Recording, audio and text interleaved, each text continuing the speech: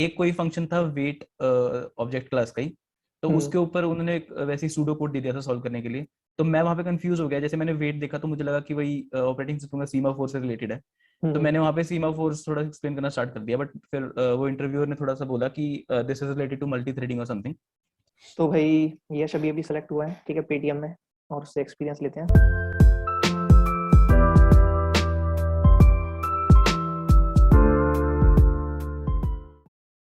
So hi everyone, my name शानवर, और आज की वीडियो में हम यश से उसका पेटीएम में सिलेक्शन के इंटरव्यू का एक्सपीरियंस पूछेंगे। ठीक है, तो स्टार्ट करते हैं। Yash, first tell me about yourself. So hi everyone, I'm Yash and I'm basically from NIT Delhi from the Electronics and Communication Department, and I'm recently placed in PTM.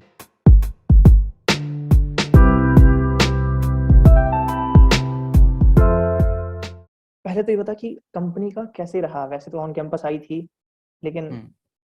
Paytm के बारे में क्या इच्छाएं थी, कुछ ऐसे प्लान था कि हाँ पेटीएम में जाना है, वैसे वैसे सब खुल के बता। क्या इंटरेस्ट था? मन तो होगा वैसे स्टार्टिंग में, काफी उस टाइम पे काफी कम लोग प्लेस हुए थे।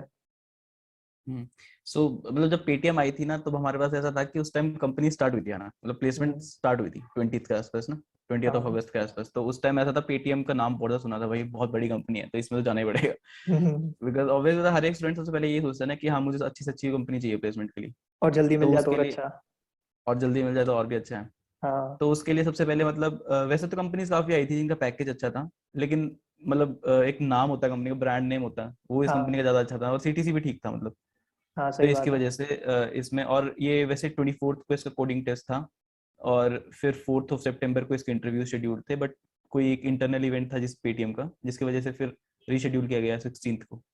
सही सही सही। तो हाँ, तो मैं अब ये अगली बात पूछता हूँ कि क्या पेटीएम में मतलब कितनी लंबी प्रोसेस थी। मतलब वैसे तूने बताया कि 24th को पहला आया था कोडिंग राउंड, है ना? और फिर उसके बाद 4 सितंबर को या 14th को? 4th ऑफ सितंबर को इंटरव्यूज पहले रखे गए थे। सही सही। और उसके बाद फिर कब तक चलाया टोटल? कितने दिन की सो प्रोसेस थी? हाँ, सो 4th ऑफ सितंबर को सबसे पहले रखे गए थे, बट कोई एक इंटरनल इवेंट हुआ था पेटीएम में, जिसकी वजह से हम्म फिर पोस्टपोन हो गए सारे इंटरव्यूज, और फिर 16th को हुए थे फाइनली। अच्छा अच्छा। तो फिर ये 16 से लेके और फिर एक ही दिन में हो गए कंप्लीट सारे? हाँ, सारे इंटरव्यूज एक ही दिन में थे। सही वन डे सही, प्रोसेस था बेसिकली। बढ़िया। तो 2 राउंड थे इंटरव्यू में, है ना? दो राउंड थे समझ गया मैं। इंटरव्यूज में। हाँ, एक कोडिंग टेस्ट था, 2 राउंड थे इंटरव्यू, टोटल 3 राउंड से। सही सही। तो कोडिंग राउंड में कितने कितने क्वेश्चन थे? कितने टाइम का कोडिंग था? राउंड में यार basically this was a 70 minutes test on a CoCubes platform. हाँ। एंड इसमें बेसिकली 3 क्वेश्चंस थे हमारे पास, जो कि हमें 70 मिनट में कंप्लीट करने थे।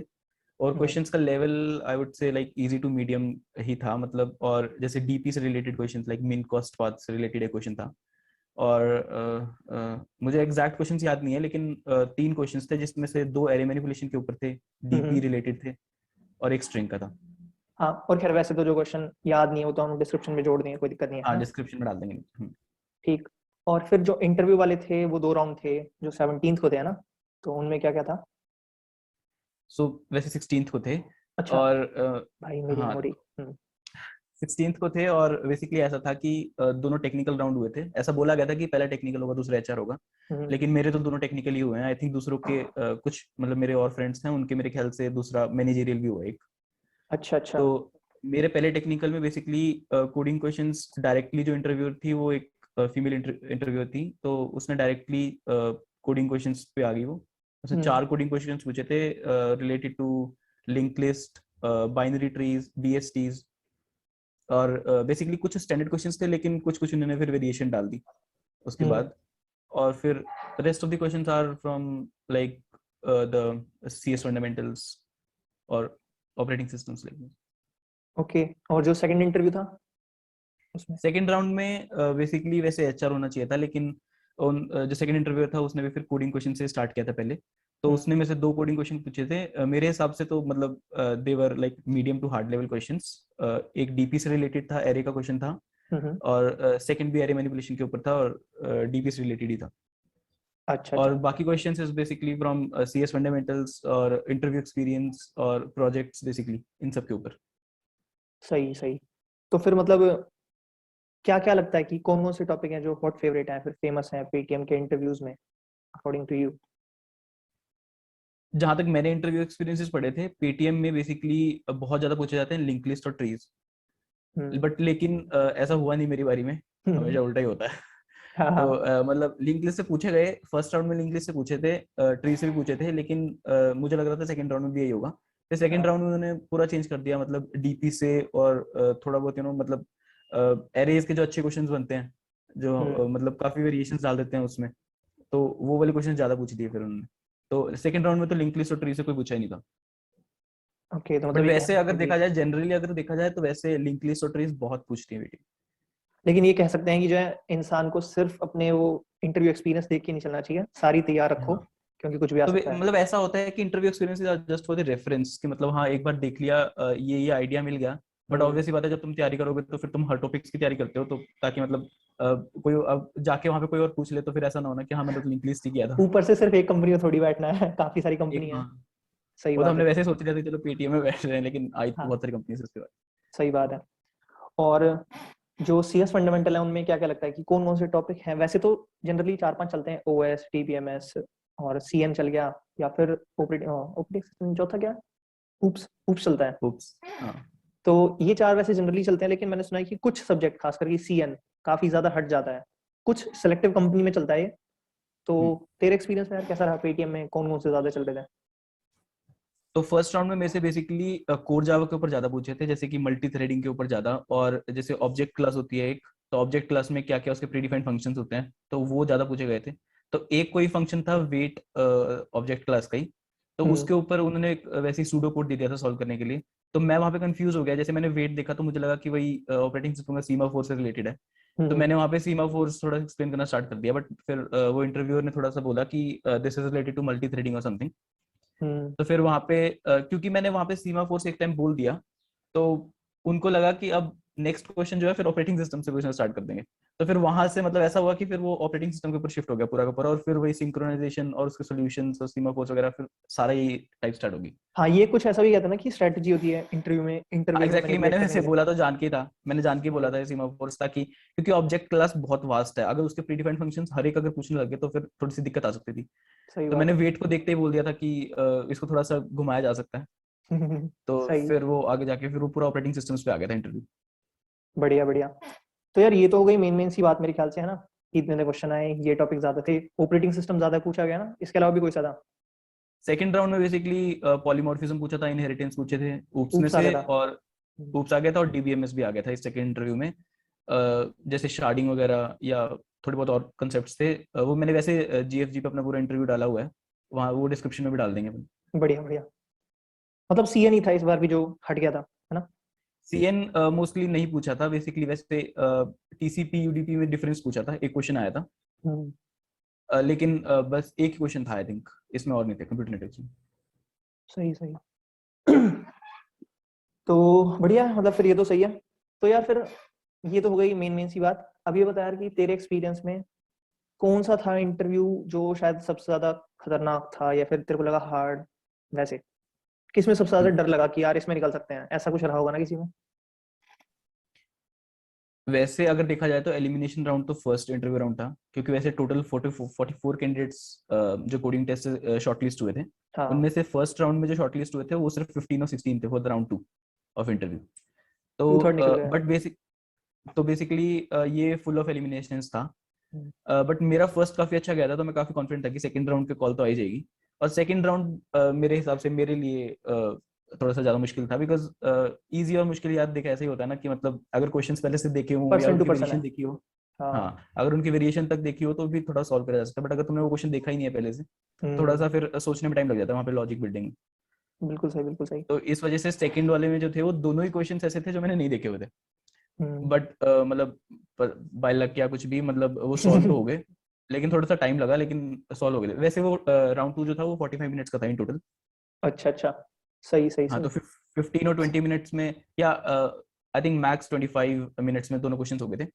और फिर उसके बाद क्योंकि टाइम रह गया था, तो उसके बाद फिर वही प्रोजेक्ट्स के ऊपर डिस्कशन हुई, और सी एस फंडामेंटल जैसे ऊप्स और डीबीएमएस के ऊपर डिस्कशन हुई, इंटरव्यू एक्सपीरियंस के ऊपर डिस्कशन हुई थी। और फिर भी थोड़ा सा टाइम रह गया था, तो फिर वही लास्ट में जो क्वेश्चंस पूछते हैं, तो मैंने वैसे ही जो अभी पेटीएम जिस पे भी नए टेक स्टैक पे काम कर रही है उसके बारे में क्वेश्चंस पूछे थे। सो बेसिकली पहले कोर जावा पे करती थी, अब दे आर यूजिंग गोलैंग और समथिंग। हाँ ये भी तो आजकल काफी ऐसे चल रही है। बस यही क्वेश्चंस बेसिकली मैंने पूछे थे, और ये भी थोड़ा एक मैंने जनरली। इनडायरेक्टली फीडबैक भी पूछ लिया था। अच्छा अच्छा, कैसे मतलब? फीडबैक यार मैंने रैप करके पूछ लिया था कि if you can discuss the things which basically I am not up to your marks और समथिंग, या फिर I should work on. So हाँ सही सही। I should work upon. या बढ़िया बढ़िया। तो फिर यार ये चीज वैसे मैंने काफी सुनी है कि इंटरव्यू में जाने से पहले इंसान को कंपनी की वेबसाइट से गो थ्रू करना चाहिए, क्या वो काम कर रहे हैं, पूछ सकते हैं वो, वहाँ पे भी काफी अच्छा एग्जैक्टली। एज मिल जाती है। हमारे में तो वैसे एचआर या मैनेजर, मेरा तो एचआर मैनेजरियल नहीं हुआ था, लेकिन जिन बच्चों का हुआ है शायद उनसे पूछ भी सकते हैं। तो इट्स बेटर कि पहले से प्रिपेयर होके जाओ, कि हाँ तुम्हें पता हो कि किस टेक्नोलॉजी पे अभी कंपनी काम कर रही है, या क्या बेसिकली उसका सर्विस बेस्ड है तो क्या सर्विस प्रोवाइड कर रही है, प्रोडक्ट बेस्ड है तो क्या। सही सही। तो ये तो गई अपनी यार देख इंटरव्यू एक्सपीरियंस वाली बात सारी, ठीक है। अब आते हैं उस तरफ जो थोड़ा सा कह सकते हैं कि सलाह लेने के लिए है ना, या फिर कुछ अलग चीज जो पूछनी हो। अब एक्सपीरियंस वाली बात कंप्लीट हो गई, ठीक है।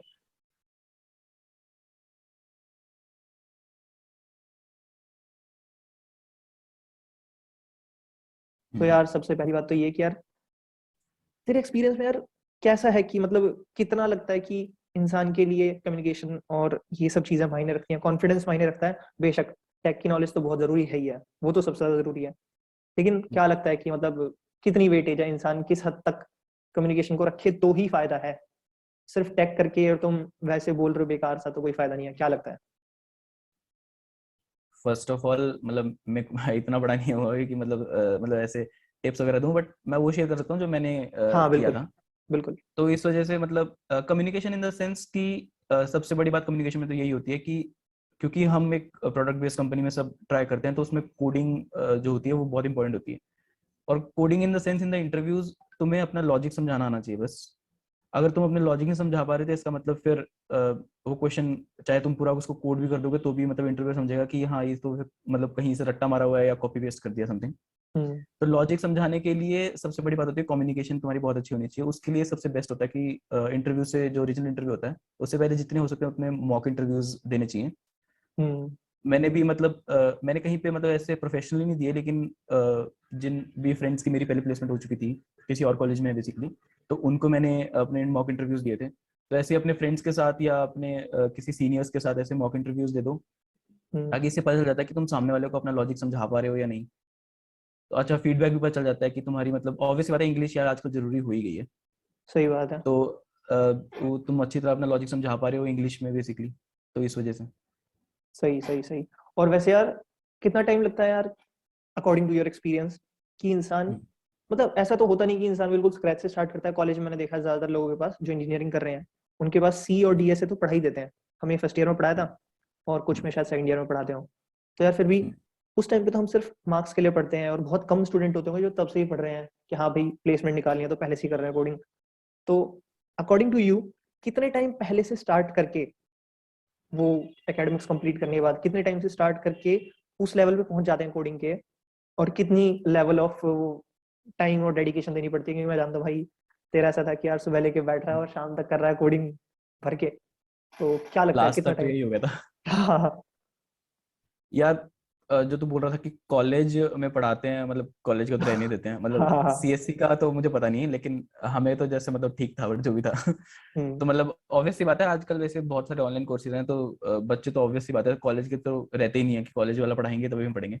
बिल्कुल सही। आजकल तो वैसे ऐसा होने लगा कि ट्वेल्थ में बच्चे ले लेते हैं सीएस, और पहले से ही मतलब सी सी प्लस कोई भी लैंग्वेज में मतलब वो काफी काफी है, मुझे पता है तेरे बारे में। काफी अच्छा मतलब उनका वो हैंड होता है उन पे, मतलब पहले से लैंग्वेज पे। तो हम्म। डीएस से क्या करते हैं फिर आते आते ऑब्वियसली बात है 4 साल की इंजीनियरिंग होती है, काफी टाइम होता है हमारे पास, तो डीएस से इन द मीन टाइम सब कर ही लेते हैं। तो उसकी वजह से भी, और रही बात की मतलब कितना टाइम लगता है प्रिपेयर करने में, वो डिपेंड करता है इंडिविजुअल टू इंडिविजुअल। कुछ बच्चे हाँ जैसे तूने कहा कि सच्ची में समर वेकेशन में करके भी मतलब बड़ी से बड़ी कंपनी निकालते हैं, लेकिन मेरे को टाइम लगा था काफी, मतलब जैसे मैंने अगर सिंसियर जो प्रिपरेशन होती है वो मैंने स्टार्ट की थी जनवरी से। हम्म। और उससे पहले बस बेसिकली मैंने एक बेसिक कोर्स लिया था, जैसे मतलब क्योंकि मैं जावा में कोड करता हूँ तो डीएसए इन जावा वगैरह सब कुछ मैंने कोर्स वगैरह लेके अपने बेसिक्स के लिए अच्छा। क्लियर किए थे। उसके बाद हम्म। बेसिकली फिर तुम्हें अपना ही करना पड़ता है एक कोर्स के बाद। तो जैसे मतलब फिर हम डेली प्रैक्टिस करते रहो क्वेश्चंस की, काफी सारी शीट्स हैं कि 450 क्वेश्चंस की एक शीट है, उसको कंप्लीट करो, या लीड कोड पे कम से कम 1000 क्वेश्चंस जो होते हैं वो बस वाले काफी होते हैं, चलता मतलब है। हाँ जो अपने बस के होते हैं वो 1000 एक क्वेश्चन होते हैं, उसके बाद ऑब्वियसली डिफिकल्ट हो जाते हैं। तो यार फिर ऐसा भी मैं पूछना चाहता हूँ फिर कि जो कॉम्पिटिटिव प्रोग्रामिंग होती है, काफी लोग हाइप बनाते हैं कि हाँ यार इतनी करो इतनी करो। मैं जानता हूँ अपने क्लासमेट है, तुझे भी पता है यार, उस बंदे ने 800 क्वेश्चन कर रखे हैं कोड फोर्सेस पे अकेले। उसके अलावा उस बंदे ने लीड कोड भी कर रखे हैं 700 क्वेश्चन ज्यादा, और खतरनाक लेवल का बंदा है वो। तो फिर क्या लगता है मतलब यार तेरे एक्सपीरियंस से सीपी कितनी जरूरी है और तूने कितनी करी है? मैंने सीपी ज्यादा नहीं की ऑनेस्टली, हम्म। लेकिन मतलब ऐसा भी नहीं बोलूंगा कि करनी ही नहीं हम्म। चाहिए। सीपी इज बेसिकली फॉर मतलब कि तुम एक पर्टिकुलर टाइम फ्रेम में कितना जल्दी उस क्वेश्चन को सॉल्व कर सकते हो, या कितना एफिशिएंटली उस क्वेश्चन को सॉल्व कर सकते हो, is all about CP. Hmm. But majorly जो है वो डीएसए काम आता है, डीएसए इन सीएस फंडामेंटल्स इंटरव्यूज में तो। बट ये है कि उस इंटरव्यूज में ऑब्वियसली बात है 45 मिनट्स का इंटरव्यू है अगर मान ले, और मैक्स 1 आवर का इंटरव्यू अगर है, हम्म। तो उसमें उसने अगर मान लो 2 या 3 क्वेश्चंस पूछ लिए, तो वो तुम कितना जल्दी सॉल्व कर सकते हो, वो मैटर करता है। मतलब जैसे अभी बात करें ओरेकल में, तो ओरेकल में ऐसा ही हुआ था शायद, तो इसी वजह से। मेरा रहा था और अगला ऐसा एक्सपीरियंस।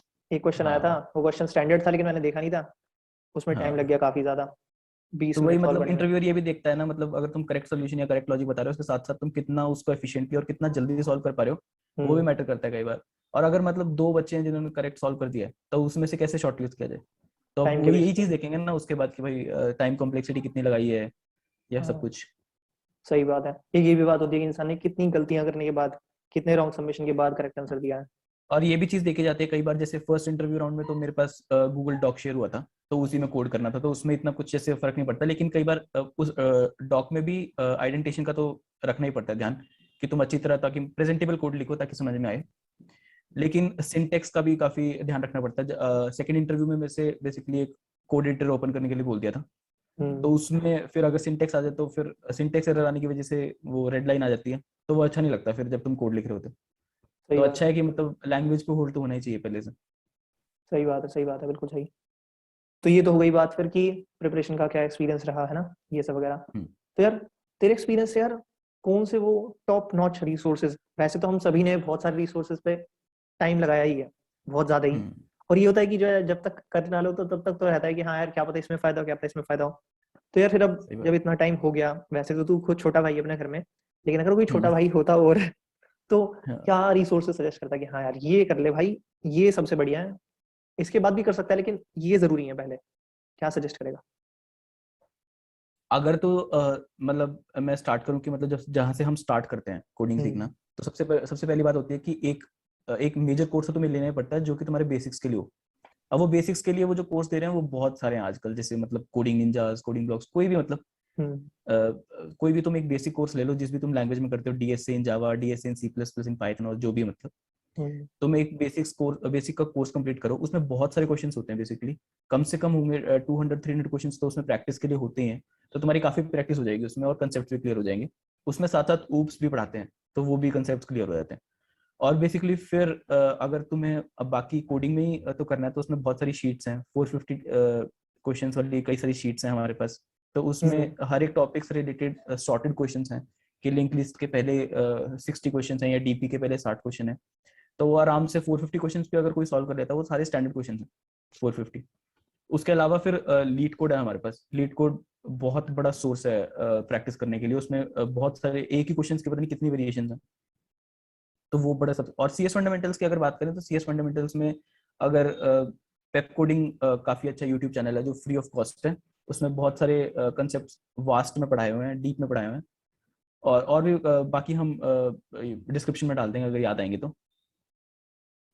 बढ़िया बढ़िया। जो लास्ट टाइम होता है, जैसे अगर किसी का इंटरव्यू एक हफ्ते बाद है या 3 दिन बाद है, तो उस केस में कैसे करना चाहिए? या फिर मैंने सुना यार कि तू एक जो है पेपर रखता है, पेपर नहीं शायद गूगल डॉक रखता है, हम्म। जिसमें सब कुछ रखता है तैयार, तो वो सब बता यार। तो डॉग का तो ऐसा है कि मैं एक डॉग प्रिपेयर करके रखता हूँ, जिसमें इंट्रोडक्शन है मेरा, हम्म। जिसमें प्रोजेक्ट्स की डिटेल्ड डिस्क्रिप्शन है, और इंटरव्यू नहीं, इंटर्नशिप एक्सपीरियंस के बारे में बताया हुआ है बेसिकली उसमें। तो हम्म। उसमें क्या है कि जैसे अगर मेरा कल इंटरव्यू है, तो मैं क्या करता हूँ कि पहले एक दिन पहले उसको सारा पढ़ लेता हूँ। ताकि मतलब वैसे तो याद ही होता है लेकिन कोई भी पॉइंट मिस ना हो, वैसी बात है। पॉलिश हो जाए थोड़ा। अगर मुझे थोड़ा सा पॉलिश हो जाए, और अगर मुझे बोला जाए कि explain your one of the projects और one of the internship experience, तो उसमें क्या होता है कि फिर वहां पे बंदा कंफ्यूज हो जाता है कि ये भी बोलूं या ये भी बोलूं। पहले से तुम अगर एक रेडी रखोगे एक लिख कर, तो उसमें आसान हो हाँ जाता है, फिर तुम्हें पता है कि मैंने पूरा फ्रेम किया हुआ आंसर, यही मुझे बोलना है। तो ये अच्छा रहता है। और इंट्रोडक्शन में भी पहले से लिख के रखो, और जैसे जाओ उससे 15 मिनट या आधा घंटा पहले पढ़ जाओ इंट्रोडक्शन को, तो वो आसान रहता है। एक फ्रेम्ड आंसर अगर पहले से तुम्हारे पास रेडी हो, तो तुम फिर वहां पे फंबल नहीं करते या कुछ ऐसा, तो वो आसान रहता है। और लास्ट मोमेंट पे जैसे CS फंडामेंटल्स में तो ऐसा होता है कि नोट्स पढ़ जाओ, या फिर कुछ शीट्स हैं जो कि डिस्क्रिप्शन में डलवा दूंगा मैं। तो कुछ शीट्स हैं, उसमें क्या होता है कि उसमें हर एक सब्जेक्ट से कुछ कुछ क्वेश्चंस दिए हुए हैं, जैसे 20-20 क्वेश्चंस दिए हुए हैं। तो सिर्फ वो क्वेश्चंस ही हैं, तो उसको पढ़ जाओ। अगर जैसे मतलब एक ही क्वेश्चन को देखते चले जाओ कि हाँ ये आता है तो ठीक है ये बोल पाऊंगा, लेकिन अगर कुछ क्वेश्चन दिख रहा है कि हाँ यार ये थोड़ा सा ब्लर हो रहा है माइंड में, तो उसको एक बार उसका रिसोर्स पढ़ जाओ। सही सही। So this is all with Yash's Paytm interview experience. If you like this video, make sure to subscribe to this channel and like this video. ठीक है, और बाकी मिलते हैं फिर नेक्स्ट वीडियो में जल्दी। Good bye everyone. Thank you Shanu for inviting me. Yeah, sure. Thank you Yash for coming here. Thank you.